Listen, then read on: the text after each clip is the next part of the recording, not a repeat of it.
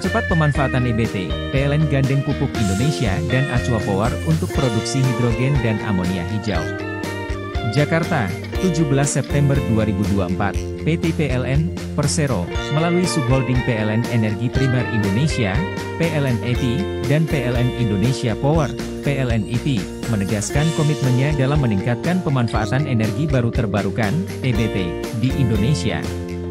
Komitmen ini ditunjukkan lewat penandatanganan Head of Terms, HOT, perjanjian pembelian hidrogen hijau bersama PT Pupuk Indonesia, Persero, dan Aqua Power dalam agenda Indonesia International Sustainability Forum, ISF, 2024.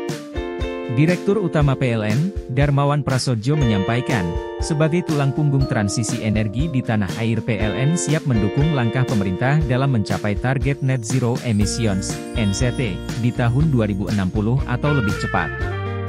Dalam hal ini, PLN terus mengambil langkah strategis guna memperkaya peningkatan pemanfaatan EBT, salah satunya hidrogen. Darmawan menambahkan, kolaborasi ini merupakan bagian dari peta jalan 10 tahun Kementerian Badan Usaha Milik Negara, BUMN, yang bertujuan untuk menjadikan Indonesia sebagai pelopor ekonomi hijau. Kolaborasi antar sesama BUMN dan mitra internasional seperti Aqua Power diharapkan mempercepat adopsi energi hijau di berbagai sektor serta memperkuat posisi Indonesia dalam mitigasi perubahan iklim di kancah global. Ini menjadi bukti we walk the talk, bahwa komitmen ini kami wujudkan dalam bentuk nyata. Kesepakatan ini menjadi langkah strategis bagi PLN dalam pengembangan hidrogen hijau sebagai bahan baku utama produksi amonia hijau dalam memperkuat ketahanan energi nasional, ujar Darmawan. Dalam kolaborasi ini Pupuk Indonesia akan bertindak sebagai off-taker hidrogen hijau yang diproduksi oleh Project Companies Hydrogen Plant dari Joint Development Agreement, JDA, bersama Aqua Power dan PLN. Direktur Utama Pupuk Indonesia, Rahmat Pribadi menyampaikan, kolaborasi strategis ini akan memastikan ketersediaan pasokan hidrogen hijau sebagai bahan baku utama produksi amonia hijau. Amonia hijau inilah yang selanjutnya dapat dimanfaatkan Pupuk Indonesia dalam produksi pupuk urea dan NPK, sehingga mendukung keberlangsungan pasokan bahan baku industri pupuk nasional.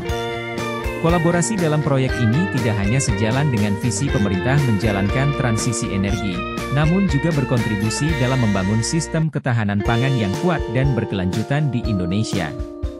Karena sumber daya tak terbarukan seperti gas alam pada akhirnya akan habis, ini merupakan langkah strategis kami untuk menggantikan gas alam dengan air, sehingga Pupuk Indonesia dapat terus memasok pupuk yang dibutuhkan petani dan tetap menjadi pemain kunci dalam mendukung ketahanan pangan nasional, jelas Rahmat. Direktur Gas BBM PLN EP, Rahmat Dewanto menjelaskan hidrogen hijau merupakan salah satu energi baru yang penting dalam mencapai target transisi energi. Saat ini, PLN memproduksi sekitar 203 ton hidrogen hijau per tahun dari 22 instalasi hidrogen yang didukung oleh Renewable Energy Certificate, REC, serta sumber panas bumi. Dia juga memaparkan bahwa PLN EP akan segera memulai pembangunan fasilitas hidrogen hijau dan pabrik amonia hijau di Jawa Timur, yang ditargetkan beroperasi pada tahun 2026 hingga 2027.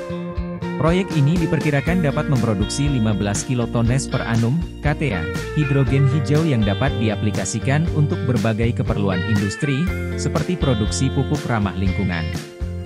Hidrogen hijau dan amonia hijau yang kami hasilkan akan mendukung sektor industri yang lebih bersih di Indonesia, serta memainkan peran kunci dalam upaya dekarbonisasi, tambahnya.